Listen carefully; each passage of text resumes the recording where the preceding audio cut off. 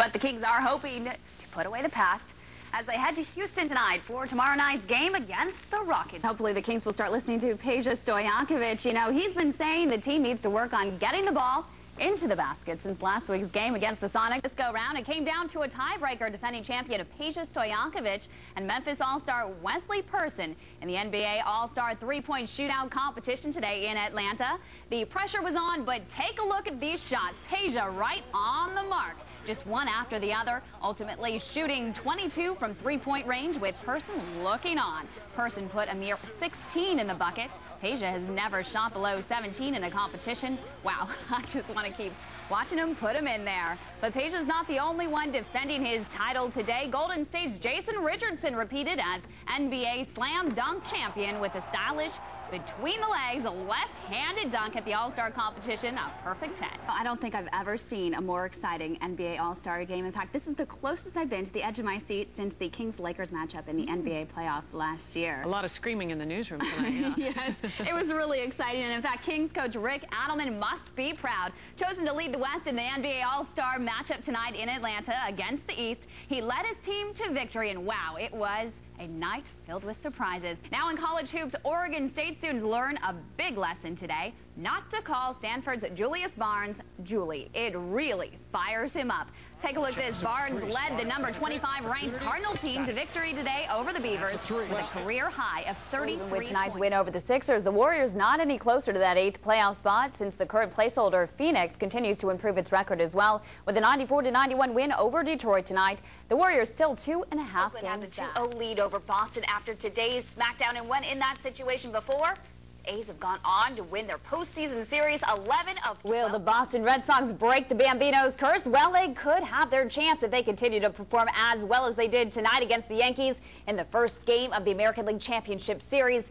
The Red Sox haven't won a World Series since former Boston owner Harry Frizzy in 1920 sent the famous Babe Ruth to New York to finance his girlfriend's play. And some say that cursed the team, hence the curse of the Bambinos, because 1918 was the last time Boston prevailed in a World Series, while the Yankees, who had never won a World Championship before acquiring the Babe, have gone on to win 26 and are arguably one of the greatest success stories in Major League history. But the Red Sox are determined to break that curse. It must have been a sign. Watch out, Yankees, as the bald eagle nearly takes off Derek Jeter's head in pre-game festivities, because Boston was on fire tonight. David Ortiz, top of the 4th, snaps a scoreless tie with 2 runs shot into the upper deck in right field off Mike Mussina. Then, top of the 5th, Todd Walker hits a solo home run off the foul pole in right field. It's originally ruled foul, but the call's changed by the home plate ump, putting the Red Sox up 3-0.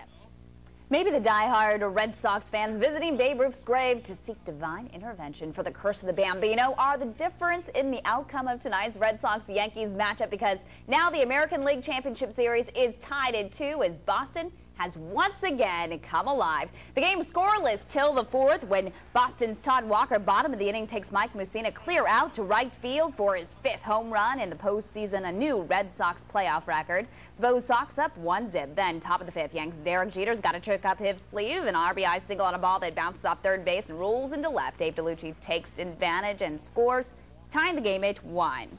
And then, not so fast, as Boston's Trot Nixon. He smacks one into center field for his 2nd home run of the postseason and the go-ahead run of the game. Tim Wakefield, top of the 6th, he strikes out Aaron Boone to establish a new playoff career high with 8 strikeouts, and Scott Williamson gets the save. Kane DeLucci and Alfonso Soriano to end it. The final 3-2 Red Sox, and the series is now tied at 2, Game 5. The Falcons coach will have to wait for his 200th career coaching victory. It seems Falcons just couldn't do anything right tonight, and the Rams were there ready to take advantage of the mishaps, such as this one. First quarter, Doug Johnson's pass picked off by Aeneas Williams, and he gains a few yards for St. Louis. So go figure, the first touchdown of the game belongs to the Rams thanks to Mark Bulger's 2nd quarter. He makes a nice run here up the middle for the touchdown. Bulger passes for 352 yards and connects with Torrey Holt on 2 touchdowns, including this one. 3rd quarter, a nice 21-yard pass to Holt, who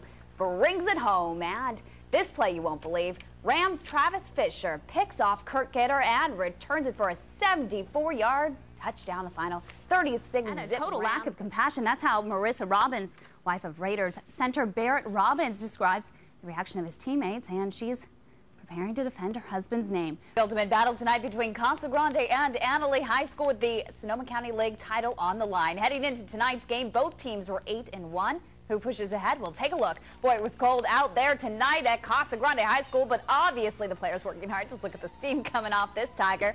But with the home crowd backing them up, Casa got on the board for second quarter. Annalee's ball, number 14, makes the pass, and it's intercepted by Casa's number 14, DJ Gentile, who gets out the mudslingers and slides on into the end zone. And he gets a big hug from the coach. Well done. Casa kicker Mike Whittier makes the extra point, and Casa's up 7-zip. Later, Redwood Empire's top college football recruit, number 21, Grayson Gunheim, takes the pass from Tiger quarterback Chris Stewart.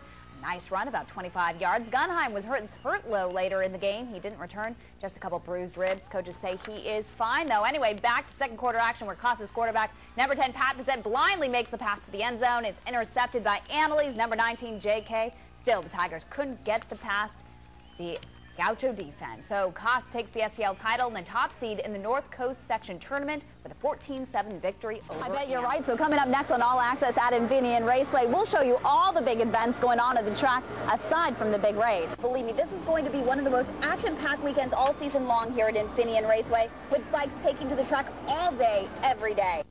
Oh, come on. The snack stands aren't the only attraction aside from Superbike. New this year, they've got Supermoto, which is a blend of on and off-road racing. Yeah, this is a very special treat. Did you know NBA legend Michael Jordan has a motorcycle team? They're out there this weekend, and a little bird told me that he's borrowed a few Kawasaki bikes to take to the streets of Sonoma and Napa Valley this weekend, so don't be surprised if you see them. NASCAR is coming back to town for the 16th consecutive year, and now you have all access at Infineon Raceway to the Dodge Save Mart 350. Infineon Raceway is only one of 2 road courses on the NASCAR Nextel Cup circuit. Most of the races are on ovals, and because it's so different than most of the other races out there, a lot of the racing teams decide to bring in so-called hired guns to drive the race. Over here laughing is Scott Pruitt. He's one of those hired guns. Hanging out with Casey Kane. Wow, what an incredible start to the season. It's your rookie season. Are you surprised at all? What's your key to success? I mean, not that many rookies can come out here and do what you've done in the first half of the season. Your all-access pass at Infineon Raceway. I'm hanging out here with Kyle Petty, number 45. Well, you're losing your rookie stripes. I mean, how is it different out there on the track? 50 Sports. Well, an absolutely fearless run by road track specialist Boris Stead today as he set a new course record at Infineon during today's Dodge Save Mart 350 qualifier. So what's it like for these NASCAR competitors and their teams the day of the race? Take a look. For many members of the racing team, race day starts early, sometimes at 6 a.m. Just get the car ready. Each guy has a specific area of the car to check, and he goes over it, nut and bolts, and checks, making sure everything's tight, secure, and good to go for the whole 110 laps of the race. Then they must go through official inspection by NASCAR to make sure each car is equal. First, they'll go through templates. There's about 30 different ones. I think maybe 18 of them might be the same for every car. Ford, Dodge, Chevy, and then we'll roll through, we'll check wheelbase, and then heights of the car, roof height and corner heights, and then we'll go through the scales and weigh the cars. Once that's complete, the crew and the racers head to a morning meeting for last-minute rule changes and instructions, as well as a moment of prayer. Then it's time for lunch and a little relaxation the final hour before the race. Now I'm just going to go eat a big lunch and get ready to race, have some fun. When the race begins, the winner will not only be the fastest behind the wheel, but the quickest in the pit. Since it's really tough to pass on a road course such as here at Infineon, the pit crew is more important than ever. When we do a pit stop, it's like a big dance or poetry in motion. Everybody hits their marks. And we can do a pit stop in 13 seconds or less. The goal is to get the car back onto the track as quickly as possible, so they must be prepared for anything. We got everything set up in here so we can come in and change 4 tires and put about 22 gallons of gas in the car in about 14 seconds. So when Robbie Gordon held up his trophy in the winner's circle at the Dodge Save Mart 350, he shared the victory with his entire crew. Headquarters to explain. Kim, good morning. Good morning, Chris. Well, former teammates say they're a little surprised and taken aback by Barrett Robbins' latest run-in with police in Miami over the weekend. Police say an officer confronted Robbins in a